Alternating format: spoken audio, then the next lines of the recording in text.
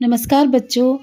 आज मैं आपको काव्यखंड में पाठ 1 सूर के पद का दूसरा पद्यांश का अर्थ समझाने जा रही हूँ।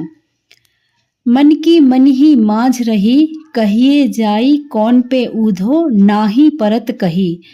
अवधि अर्थात समय, आधार आस आवन की, तन मन बिथा सही।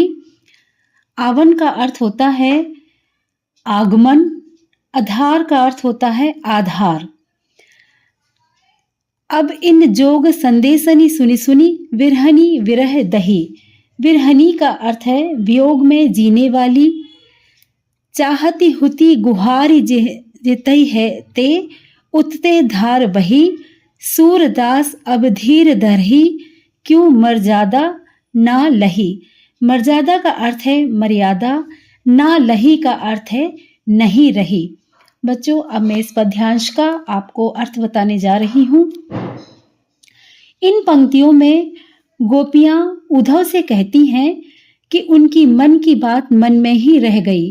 वे कृष्ण से बहुत कुछ कहना चाहती थी, परंतु अब वे नहीं कह पाएंगी।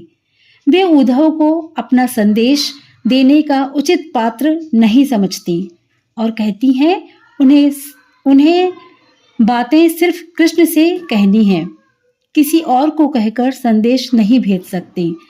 वे कहती हैं इतने समय से कृष्ण के लौट कर आने की आशा को हम आधार मानकर तन मन हर प्रकार से विरह की ये व्यथा सह रही थी, ये सोचकर कि वे आएंगे तो हमारे सारे दुख दूर हो जाएंगे।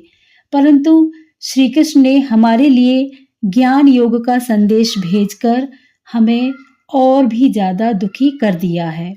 हम विरह की आग में और भी जलने लगी हैं।